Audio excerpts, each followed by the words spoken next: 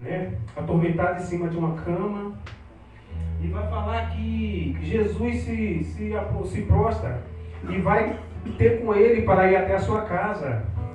E o centurião vai falar para Jesus que ele não é digno da presença do Senhor na sua casa, né? E também vai falar no capítulo de Lucas, no capítulo 7, que além do centurião, foram alguns anciões, né? Alguns anciões judeus.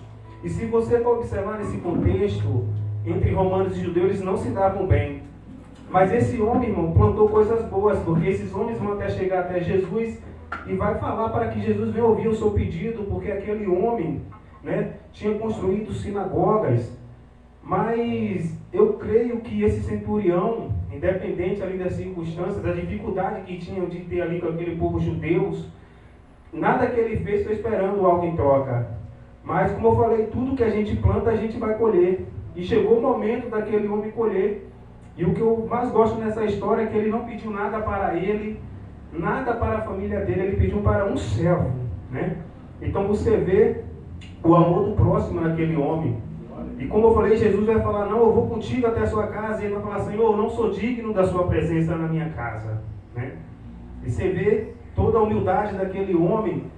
Então, Jesus vai falar ele vai falar para Jesus que, assim, né, que ele é um homem de autoridade, centurião, né, vem do termo cintura, ou seja, ele tinha em suas mãos cerca de 100 soldados, né?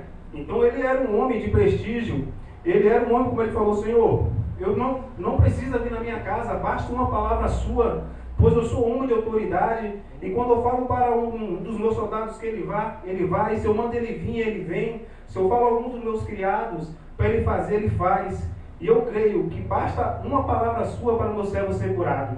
Aquele homem entendia que o poder que ele tinha em suas mãos de nada valia, mas o homem que estava ali na frente dele, Jesus Cristo, tinha autoridade sobre a vida e a morte. Então ele entendeu e pediu para Jesus, né? E quando ele fala isso para Jesus, a Bíblia vai falar que Jesus fica maravilhado com ele. E Jesus vai falar assim para quem está ali ao redor, fala assim, olha, nem em Israel eu vi tamanha fé como eu vi nesse homem, né? Ali Jesus está falando de um homem ímpio, de um homem que não era judeu, mas aquele homem tinha uma fé inabalável. E aquilo, como eu vi a Jesus, como falou que Jesus ficou maravilhado, né? E Jesus não fez aquela cura naquele homem pelo fato dele ser um homem bom, pelo fato dele ter construído sinagogas, não, foi pela fé, irmãos. E eu creio, se a gente tiver essa fé em Jesus, né? Deus é responsável de fazer grandes milagres em nossa vida. Mas para isso temos que fazer igual esse centurião, né? Vamos falar, ser submisso ao Senhor, né? Se prostrar ao Senhor.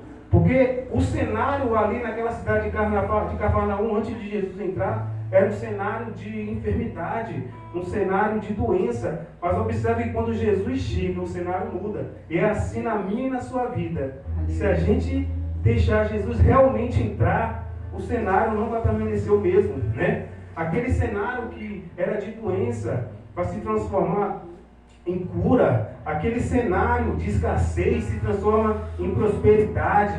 Porque não podemos permanecer o mesmo quando Jesus entra no nosso coração, né? E você vê que Jesus sempre está disponível. Aquele homem foi de encontro a Jesus, né?